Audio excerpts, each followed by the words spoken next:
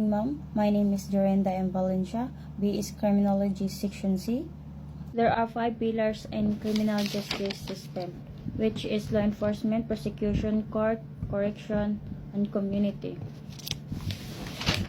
Ang law enforcement is the person interest refers to the potential interest of certain individuals, like the term of suspect.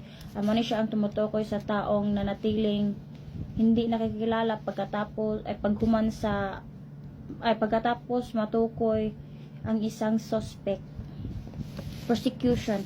Ang prosecution naman is money ang respondent nga mo present sa government sa mga kasong criminal to decide presenting in case of court to prove guilt and secure conviction. Ang court naman is primary responsible for determining the guilt or innocence of accused individual and approving sentencing. Correction is this correction is refers to the individual who have been arrested, convicted or criminal offenses.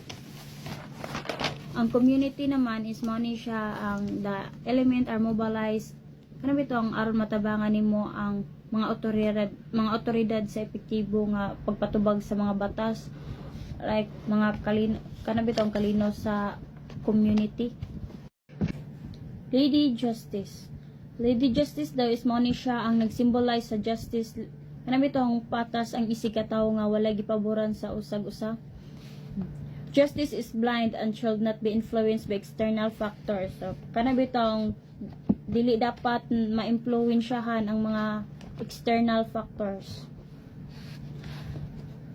Justice has the authority to punish wrongdoing and defend the rights of individuals. So, ang justice mo ni siya ang power nga mo hatag og punishment sa gipangbuhat nga mga mali, mga sayop, o ipaglaban ang mga karapatan sa mga individuals.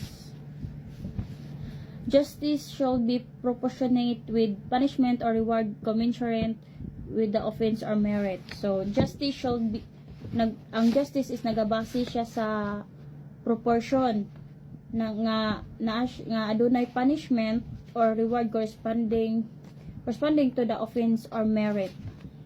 Characteristic of criminal law. Generality.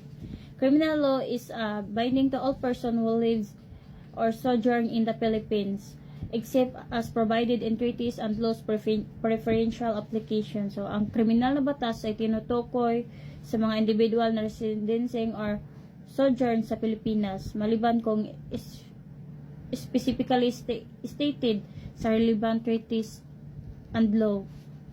Example, a thief law applies to everyone regardless of gender or other social status. Sa territoriality naman is criminal law punishes crime committed within the Philippines territory with exemption for R2 RPC Book 1. So, mo siya like example sa Manila daw nga ang mga kriminal na batas ay ginagamit sa tanan nga mga krimen, regardless sa nationality sa mga bansa nga robbery. Sa prospectivity naman, criminal looks forward if only punishes acts that are considered crime by virtue of law.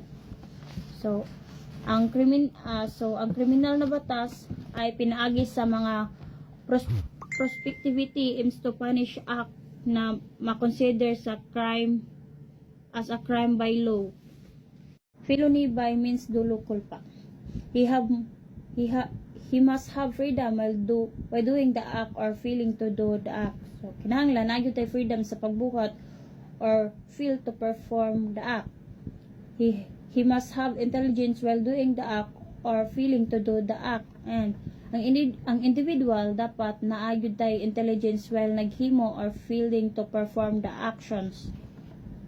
He must have intent while doing the act or feeling to do the act. So, dapat kinahanglan natay intention to perform the act or feel to perform it. Like, example, niabot si Maki sa balay ni George. Gadala og bato. Og didto nagsugod nga gilabay ni Maki ang balay ni George. Tungod sa iyang kasuko og pagdesisyon ni George nga magbulag silang duha. Felony by means culpa. He must have freedom while doing the act or feeling to do. So, parihara sa kung gingon kaganina, no? Nga, kuan, nga dapat nagyud ay freedom sa pagbuhat sa atong feel to perform. He must have intelligence while doing the act or feeling to do the act. So, parihara gihapon ang mga individual dapat nagyud tay intelligence while gabuhat ta sa atong mga gipanghimo, feeling to perform. So, He is imprudent, negligent, lack foresight, or skills while doing or feeling to do the act. So, kana bitawng wala ra sa iyahang pagsabot. Sa pagsabot sa bitawagan na sa pagsabot sa kinabukasan or nakasanayan sa mga action or failures. Like example, kana bitawng ako tungod sa akong kapabaya parang wala ra sa kanang para bitang wala ra sa ako ang pagsabot dahil nakasala ko sa isa ka tawo dayon marag wala sa akong hunahuna bitaw nga nakasala ko sa iya gibaliwala ra nako tanan bitaw. Types of warrant arrest. So ang warrant if dili mahatod sa isa ka individual, maghatag sila reason for its non-execution. Then, ang pagkilos daw sa pag-aresto sa isa ka tawo nga nakabuhat og sala. Other types of warrant arrest. In flagrante delicto. So, mao ni siyang individual nga nadakpan sa akto nga pagbuhat og krimen. Probably cause mao ni siya ang ang pag-aresto ay nakatukoy sa isa ka tawo nga mo'y nakabalo sa tinuod na panghitabo o nagprovoke siya nga ang isa ka individual ay nakabuhat og krimen. Deprived liberty. Mao ni ang isa ka prisoner nga nakatakas sa penal facilities, serve final judgment nga temporarily nga makakuan bitaw siya kanang makamulta while ang kaso nga pending pa. Judicial power is invested in the Supreme Court. So, mo ni siya ang venue, mo ni siya ang single location kung asa magamit ang jurisdiction. Jurisdiction is the court power to hear nga kaso nga naay multa bitaw. Then another venue, mo ni siya ang venue or location nga kung asa nga court ang naay jurisdiction. Pwede itong involve ang mga partido. Jurisdiction. Ito ay tumutukoy sa mga demandahan kung saan maaaring sa lungsod ng estado or sa ibang bansa.